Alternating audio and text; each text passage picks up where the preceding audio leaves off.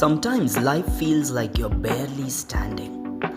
வாழ்க்கையை சில சமயம் தடுமாறி நீங்கள் நிற்கிறது போலவும் அண்டர் ப்ரெஷர், ஸ்ட்ரெஸ், இப்படிப்பட்ட சூழ்நிலையில் நீங்கள் இருக்கிற மாதிரி உங்களோட வாழ்க்கை போயிட்டுருக்கலாம். But God says you are not under, you are seated over. Ephesians 2:6. எபேசியர் 2:6. உன்னதங்களிலே அவரோட உட்கார செய்தார். நீங்கள் கீழே இல்லை, ஆண்டவர் உங்களை உன்னதத்தில் வச்சிருக்கிறார். He raised us up with Christ and seated us with him in the heavenly places. You are not standing under pressure, you are seated over it. இந்த மைண்ட் செட் நமக்கு வந்துட்டா போதும், நம்ம பிரச்சனையை பார்க்கிற விதமே மாறிடும்.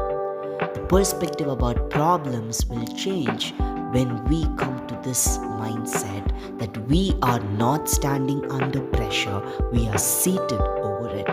The Bible says you are seated with Christ. உன்னதங்களில் அவரோட உட்கார வைத்திருக்கிறார். அவரோட நான் இருக்கிறேன் என்று பார்த்து அந்த பார்வைக்குள்ள, அந்த ஒரு மைண்ட் செட்டில், அந்த ஒரு நம்பிக்கைக்குள்ளே நம்ம வந்துட்டா நம்ம பிரச்சனைகளை எதிர்கொள்கிற விதமே மாறிடும். நம்ம சோர்ந்து உட்கார மாட்டோம், அதிலிருந்து எழுந்திருக்க ஆரம்பிச்சிருவோம். நம்ம உயரத்தில் இருக்கிறோம், உன்னதத்தில் இருக்கிறோம், இது எம்மாத்திரம் என்கிற ஒரு மனநிலை நமக்கு வந்துடும். Spiritually, your position has changed. You are not fighting for victory, you are fighting from victory. You are not climbing to reach God's favor, you are already seated in it. நீங்கள் இனி அவருடைய தயவுக்காக போராட வேண்டியதில்லை. தயவு ஆண்டவர் ஏற்கனவே உங்களுக்கு கொடுத்துருக்கிறார். உலகம் ஒரு பேட்டில் ஃபீல்ட், ஆனால் நீங்கள் ஒரு பால்கனி வியூவில் இருக்க மாதிரி. You are seated with Christ. உன்னதங்களில் அவரோட உட்கார்ந்து இருக்கிறீங்க. Not below but above. You are seated, past tense. உட்கார வைத்திருக்கிறார் அப்படின்னு பைபிள் சொல்லுது.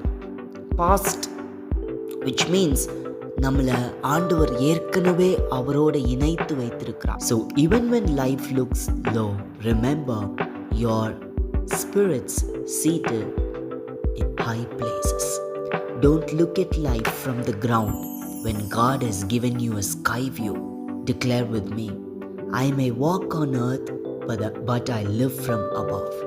நான் உலகத்தில் வாழ்ந்தாலும் உன்னத வாழ்க்கை வாழுவேன். My thoughts are higher, my peace is deeper, my seat is secure. என்னுடைய எண்ணங்கள் மேலானவைகள், என்னுடைய சமாதானம் ஆழமானது, என்னுடைய வாழ்க்கை பாதுகாக்கப்பட்டிருக்கிறது.